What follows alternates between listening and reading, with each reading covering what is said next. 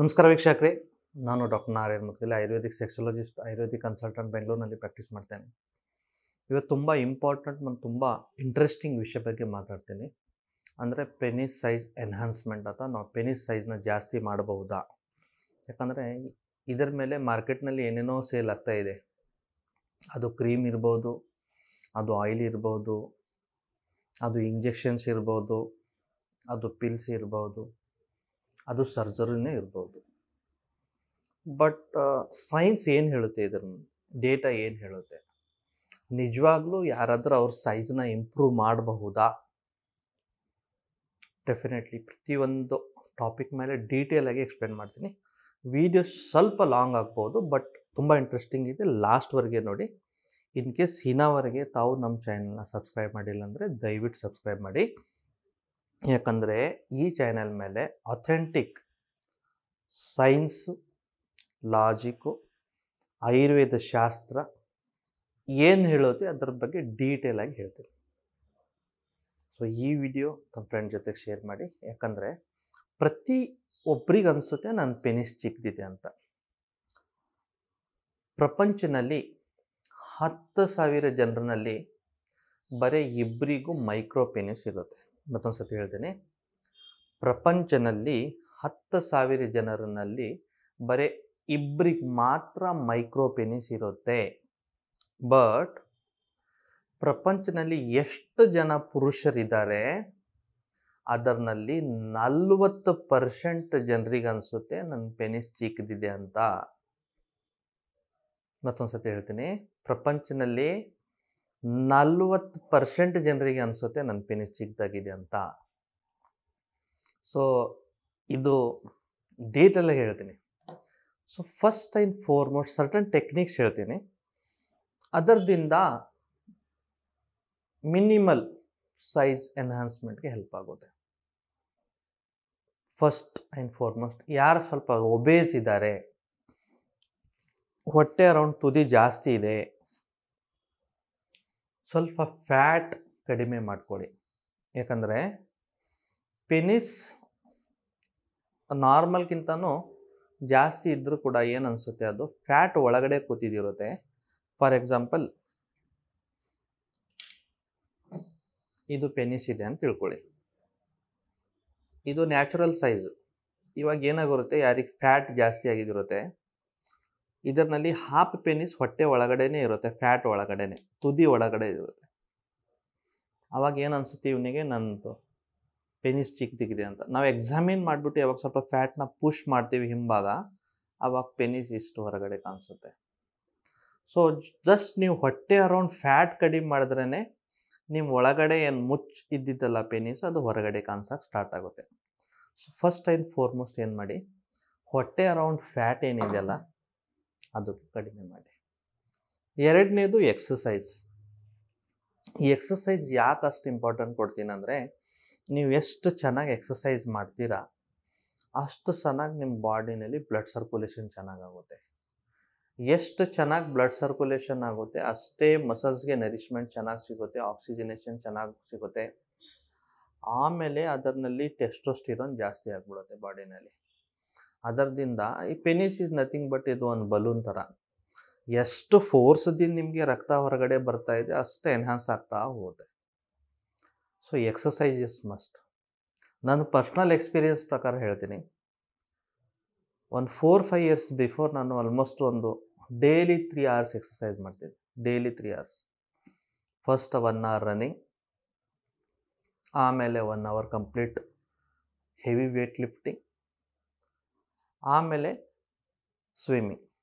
ಬೆಳಗ್ಗೆ 5:30 ಸ್ಟಾರ್ಟ್ ಮಾಡಿಬಿಟ್ರೆ almost like 9 ಗಂಟೆಗೆ ಮನೆಗೆ ಬರಬೇಕು.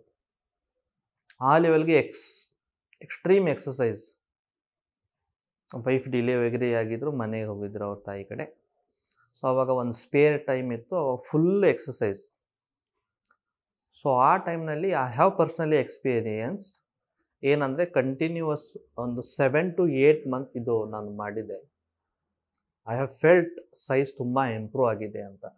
ಬಿಕಾಸ್ ನೀವು ಎಷ್ಟು ಹೆಲ್ದಿ ಎಕ್ಸಸೈಸ್ ಮಾಡ್ತೀರಾ, ಎಷ್ಟು ರೆಗ್ಯುಲರಾಗಿ ಬ್ಲಡ್ನ ಸರ್ಕ್ಯುಲೇಷನ್ ಆಗುತ್ತೆ ಬಾಡಿನಲ್ಲಿ, ಅಷ್ಟೇ ಪೆನಿಸ್ ಸೈಜ್ ಇಂಪ್ರೂವ್ ಆಗಿದಿರುತ್ತೆ. ಯಾಕಂದರೆ ಬ್ಲಡ್ ಫ್ಲೋ ಜಾಸ್ತಿ ಬರುತ್ತೆ. ಮೇನ್ ಅಂದರೆ ಅಲ್ಲಿ ಏನು ಬ್ಲಡ್ ಫ್ಲೋ ಜಾಸ್ತಿ ಬರುತ್ತೆ. ಮೂರನೇದು ಏನಂದರೆ ಪೆನಿಸ್ ಸ್ವಲ್ಪ ಪ್ರೈವೇಟ್ ಏರಿಯಾ ಏನಿರುತ್ತಲ್ಲ ಅದಕ್ಕೆ ಕರೆಕ್ಟಾಗಿ ಗ್ರೂಮ್ ಮಾಡಿ ಪೆಡಿಕ್ಯೂರು ಅದು ಶೇವ್ ಮಾಡಿ. ಯಾಕೆ ಗೊತ್ತಾ, ಒಂದೊಂದು ಸತಿ ಪೆನಿಸ್ ಇರುತ್ತೆ ಬಟ್ ಕೂದಲೆಲ್ಲ ಇಷ್ಟು ಹುಡುಗರು ಒಂದೊಂದು ಸತಿ ನಾವು ಲೋಕಲ್ ಎಕ್ಸಾಮಿನೇಷನ್ ಮಾಡಾಗ ನೋಡ್ತಾ ಇರ್ತೀವಿ, ಶೇವೇ ಮಾಡಿದಿರಲ್ಲ 2 ವರ್ಷ 3 ವರ್ಷ, ಆ ಕೂದಲು ಒಳಗಡೆ ಎಲ್ಲೋ ಮುಚ್ಚೋಗಿದಿರುತ್ತೆ. ಅವನಿಗೆ ಹೊರಗಡೆ ಕಾಣಿಸೋದು ಇಷ್ಟೇ ತುದಿ. ಸೊ ಅವನಿಗೆ ಏನು ಫೀಲ್ ಆಗೋಕ್ಕೆ ಸ್ಟಾರ್ಟ್ ಆಗುತ್ತೆ ಅಂದರೆ ನನ್ನ ಪೆನಿಸೇ ತುಂಬ ಚಿಕ್ಕದಿದೆ ಅಂತ. ಬಟ್ ಸ್ವಲ್ಪ ಕ್ಲೀನಾಗಿ ಶೇವ್ ಮಾಡಿಬಿಟ್ಟು ನೀವು ಇಟ್ಬಿಟ್ರೆ ಸ್ವಲ್ಪ ಹೊರಗಡೆ ಉದ್ದ ಕಾಣಿಸೋಕ್ಕೆ ಸ್ಟಾರ್ಟ್ ಆಗಿದ್ದಾರೆ, ಓ ನನಗೂ ಇದೆಯಪ್ಪ ಅಂತ ಒಂದು ಫೀಲಿಂಗ್ ಬರುತ್ತೆ. ಇವಾಗ ಸ್ವಲ್ಪ ಅನ್ಪ್ರೂವನ್ ಟೆಕ್ನಿಕ್ಸ್ ಅಥವಾ ಅನ್ಪ್ರೂವನ್ಸ್ ಡೇಟಾ ಹೇಳ್ತೀನಿ. ಏನೇನೋ ಮಾಡ್ತಾರೆ ಇದರ ಬಗ್ಗೆ, ಪೆನಿಸ್ ಇಂಪ್ರೂವ್ ಮಾಡ್ತೀವಿ ಅಂತ.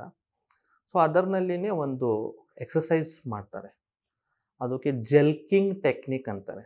ಜೆಲ್ಕಿಂಗ್ ಟೆಕ್ನಿಕ್ ಅಂದರೆ ಏನು, ಇದು ಪೆನಿಸ್ ಇದೆಯಲ್ಲ, ಪೆನಿಸ್ನ ಈ ಥಂಬು ಮತ್ತು 2 ಫಿಂಗರ್ ಒಳಗಡೆ ಇಟ್ಕೊಂಡು ಮುಂದೆ ಟ್ರ್ಯಾಕ್ಷನ್ ಮಾಡ್ತಾರೆ ಜೋರಾಗಿ. 20 ಮಿನಿಟ್ಸ್ ಹಿಡಿತಾರೆ. ಇದು ಡೈಲಿ ಮಾಡಬೇಕಂತೆ.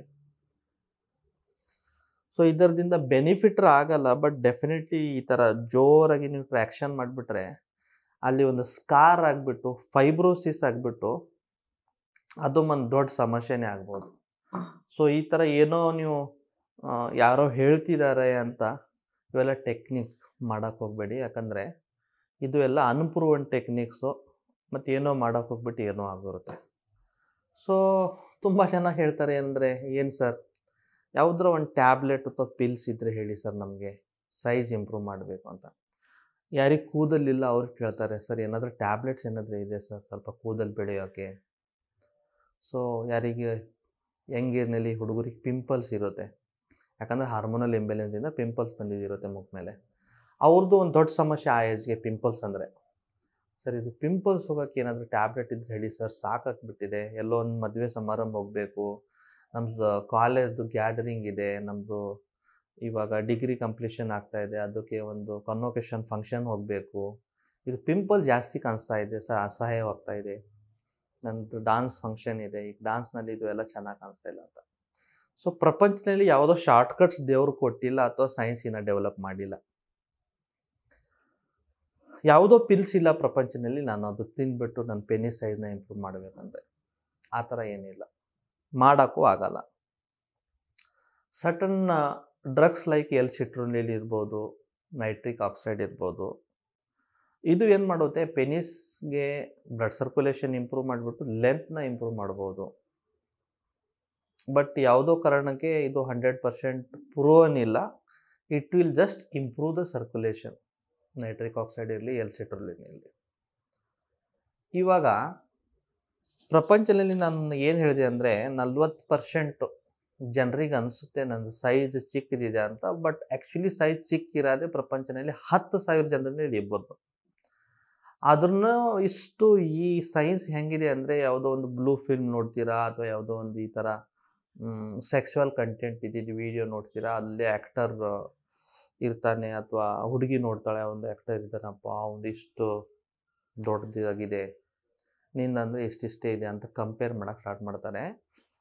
ಹೇಗಿದೆ ಅಂದರೆ ಪ್ರತಿಯೊಂದೊಂದು ಜೀನ್, ಒಬ್ಬರೊಬ್ಬರ ಫ್ಯಾಮಿಲಿಯಲ್ಲಿ ಎಲ್ಲರೂ ಹೈಟ್ ಇರ್ತಾರೆ, ಒಬ್ಬರೊಬ್ಬರ ಫ್ಯಾಮಿಲಿಯಲ್ಲಿ ಎಲ್ಲರೂ ದಪ್ಪರು ಇರ್ತಾರೆ, ಒಬ್ಬರೊಬ್ಬರು ಸ್ವಲ್ಪ ಕುಳ್ಳೋಗಿರ್ತಾರೆ. ಪ್ರತಿಯೊಬ್ಬರದ್ದು ಅವ್ರದ್ದು ಜೀನ್. ಇವಾಗ ನಮ್ಮದು ಇಂಡಿಯನ್ ಜೀನ್ಗೆ ನೀವು ಯಾವುದೋ ರೀತಿ ಆಫ್ರಿಕನ್ ಜೀನ್ ಕಂಪೇರ್ ಮಾಡಿದ್ರೆ ಅಥವಾ ಯುರೋಪಿಯನ್ ಜೀನ್ ಕಂಪೇರ್ ಮಾಡಿದ್ರೆ, ಅವರು 10,000 ಇಲ್ಲ 1,00,000 ಆ್ಯಕ್ಟರ್ಸ್ನಲ್ಲಿ ಸೆಲೆಕ್ಟ್ ಮಾಡಿಬಿಟ್ಟು ಯಾರ್ದು ಪೆನಿಸ್ ನ್ಯಾಚುರಲ್ ಆಗಿ ಲೆಂತ್ ಜಾಸ್ತಿ ಇದೆ ಅವ್ರಿಗೆ ಸೆಲೆಕ್ಟ್ ಮಾಡ್ತಾರೆ. ಅದರ್ನಲ್ಲಿನೂ ಸರ್ಟನ್ ಸ್ಟೀರಾಯ್ಡ್ಸು, ಸರ್ಟನ್ ಇಂಜೆಕ್ಷನ್ಸ್ ಎಲ್ಲ ಕೊಟ್ಬಿಟ್ಟು ಎನ್ಹಾನ್ಸ್ ಮಾಡ್ತಾರೆ ಪೆನಿಸ್ಗೆ. ಬಟ್ ಅದು ಲಾಂಗ್ ಟೈಮ್ವರೆಗೆ ಇರಲ್ಲ. ನಾನು ಫರ್ದರ್ ಎಕ್ಸ್ಪ್ಲೇನ್ ಮಾಡ್ತೀನಿ ನಾನು ಇಂಜೆಕ್ಷನ್ ಪಾರ್ಟ್ನಲ್ಲಿ ನಾನು ಬಂದಾಗ. ಬಟ್ ಅದ್ರದ್ದು ಎಷ್ಟು ಸೈಡ್ ಎಫೆಕ್ಟ್ ಇದೆ ಅಂತ ಕೊಟ್ಬಿಟ್ರೆ ಬೇಡಪ್ಪ, ದೇವ್ರು ಕೊಟ್ಟಿದ್ದಾನಲ್ಲ ಅದನ್ನಲ್ಲಿ ನೆಮ್ಮದಿಯಿಂದ ಆರಾಮಾಗಿ ಇರೋಣ ಅಂತ.